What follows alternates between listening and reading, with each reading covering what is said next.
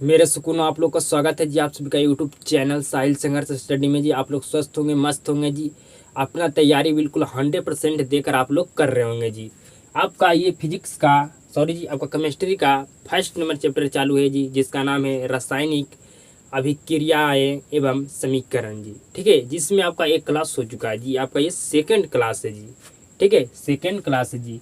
आपको मैं पिछले क्लास में आपको पढ़ाए थे कि भौतिक परिवर्तन क्या होता है, रासायनिक परिवर्तन क्या होता है, भौतिक परिवर्तन और रासायनिक परिवर्तन में अंतर स्पष्ट करें जी।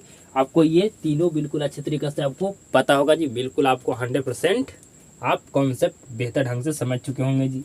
ठीक है, कोई भी समस्या इसमें आपको नहीं हुआ होगा जी। आज की क्लास में हम आगे के टॉपिक को समझने वाले हैं जी। ठीक है, अगर आप ये दो टॉपिक को समझ चुके हैं, आपका भौतिक परिवर्तन और रासायनिक परिवर्तन, ठीक है, ये दोनों समझ गए हैं तो भौतिक परिवर्तन और रासायनिक परिवर्तन में आप अंतर स्पष्ट कर सकते हैं जी। इतना आपको क्लियर कॉन्सेप्ट है जी, तो आगे के टॉपिक आपको समझने के लिए काफ़ी ज़्यादा आपको हेल्प करेगा जी। तो आज की क्लास को शुरू करते हैं जी। बिल्कुल ध्यान से समझिएगा जी, आज की क्लास में जो भी आपको पढ़ाऊँगा जी। ठीक है जी, तो आप लोग बिल्कुल अच्छे तरीके से अपना पढ़ाई कर रहे होंगे जी। तो समझिएगा जी, आज क्लास में पढ़ने वाले हैं रासायनिक अभिक्रिया किसे कहते हैं। रासायनिक अभिक्रिया किसे कहते हैं, इसका आपका 3 से 4 परिभाषा होता है जी। इसका 3 से 4 परिभाषा होता है जी, लेकिन मैं आपको इजी, बिल्कुल इजी कह सकते हैं, वे आपको मैं परिभाषा दिया हूँ जी। ठीक है जी, समझिएगा बिल्कुल ध्यान से। रासायनिक परिवर्तन को ही रासायनिक अभिक्रिया कहते हैं। रासायनिक परिवर्तन क्या होता है आप भली भांति जानते होंगे जी। ठीक है, तो रासायनिक परिवर्तन को ही रासायनिक अभिक्रिया कहते हैं जी। जैसे में आपका होगा भोजन का पचना, मैग्नीशियम के फीते का जलना, श्वसन। ठीक है जी, तो अगर आपसे पूछा जाए कि रासायनिक अभिक्रिया किसे कहते हैं, तो रासायनिक परिवर्तन को ही रासायनिक अभिक्रिया कहते हैं। ठीक है जी, आपको एग्जाम्पल लिख देना है। भोजन का पचना, मैग्नीशियम के फीते का जलना, श्वसन, दूध से दही बनना, आप बहुत सारा लिख सकते हैं एग्जाम्पल जी। आगे समझिएगा जी, अभिकारक। अभिकारक क्या होता है जी, समझिएगा बिल्कुल ध्यान से, बिल्कुल ध्यान से समझने के तैयार है ना। तो समझिएगा, जो पदार्थ रासायनिक अभिक्रिया में भाग लेते हैं उन्हें अभिकारक कहते हैं। बिल्कुल ध्यान से, जो पदार्थ रासायनिक अभिक्रिया में भाग लेते हैं उन्हें क्या कहते हैं जी, तो उन्हें अभिकारक कहते हैं जी। ठीक है, एग्जाम्पल से समझिए। जैसे में आपका है C+O2 से आपका बना है CO2 जी। ठीक है जी, तो यहाँ पर आपका कार्बन और ऑक्सीजन, ये आपका क्या है जी, तो ये आपका है अभिकारक। क्या है जी, अभिकारक।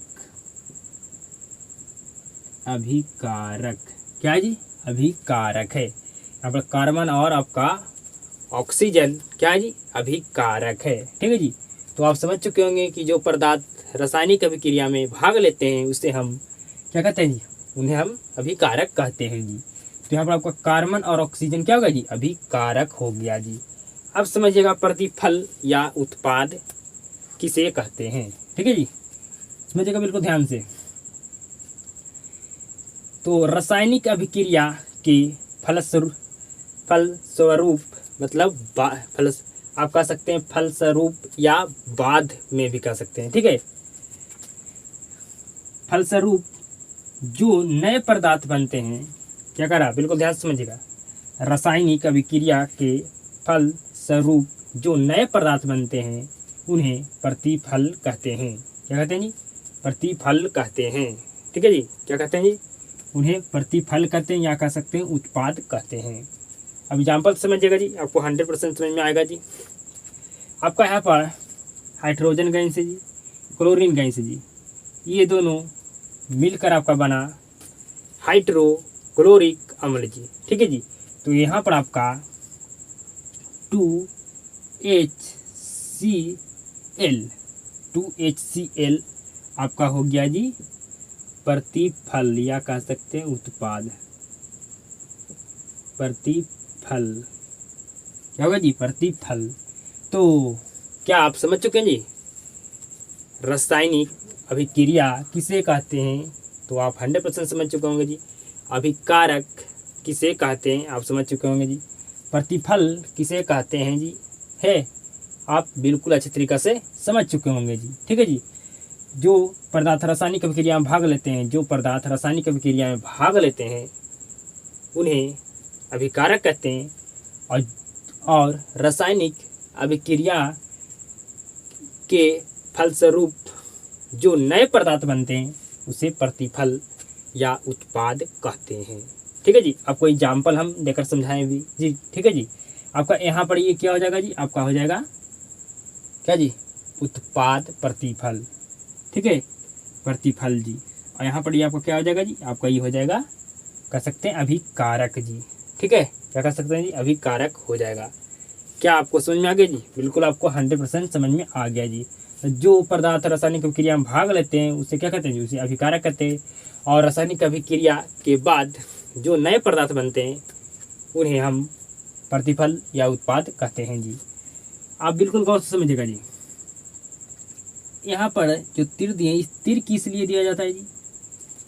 बता सकते हैं आप कि जो हम तीर दिए हैं ये तीर किस लिए दिया गया है जी? तो ये तीर बताता है दिशा की, सॉरी जी, अभिक्रिया की दिशा बताता है। क्या बताता है जी? अभिक्रिया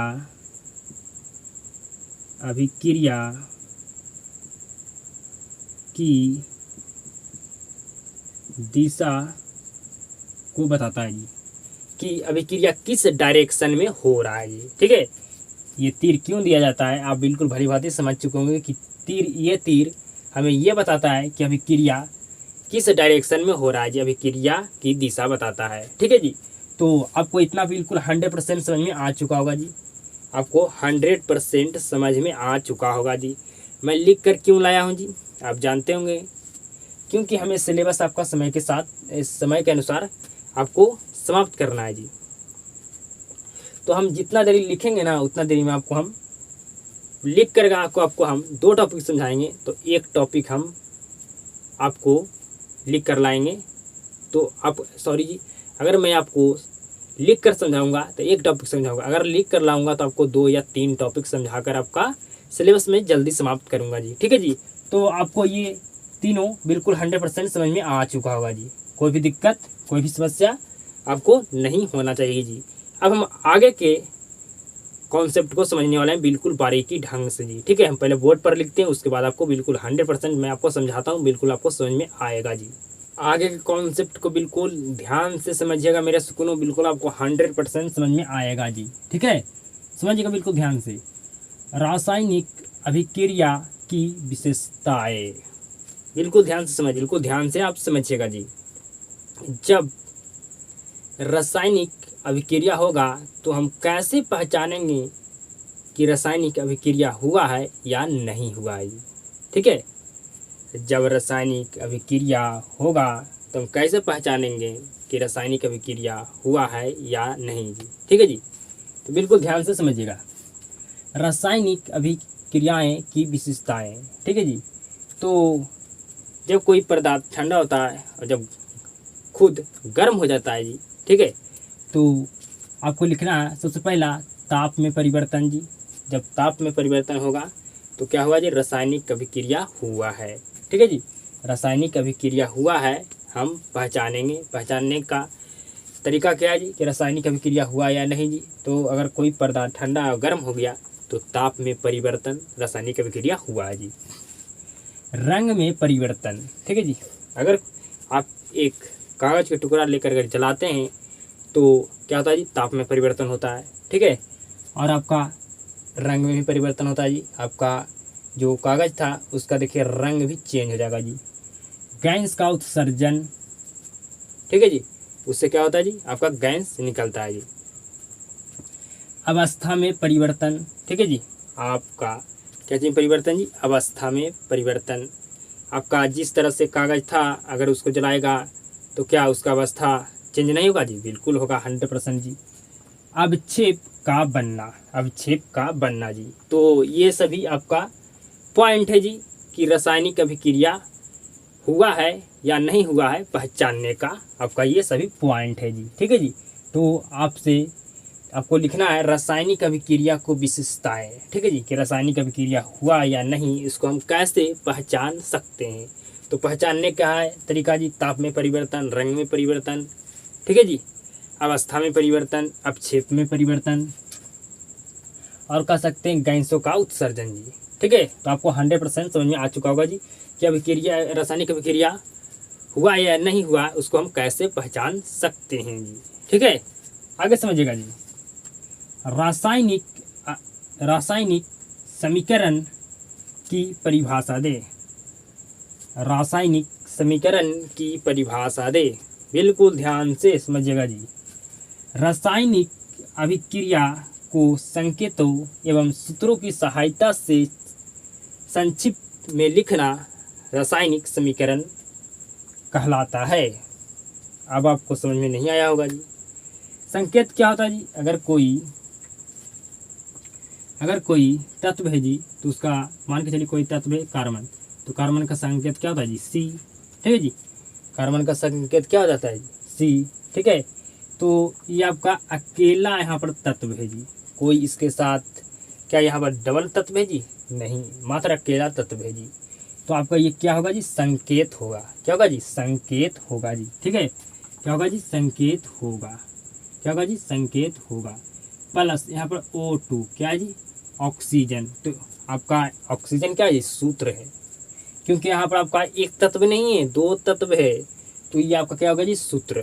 ठीक है जी, क्या होगा? सूत्र जी। तो रासायनिक अभिक्रिया के संकेत और सूत्र को शॉर्ट में लिखना क्या कहलाता है जी? रासायनिक समीकरण कहलाता है।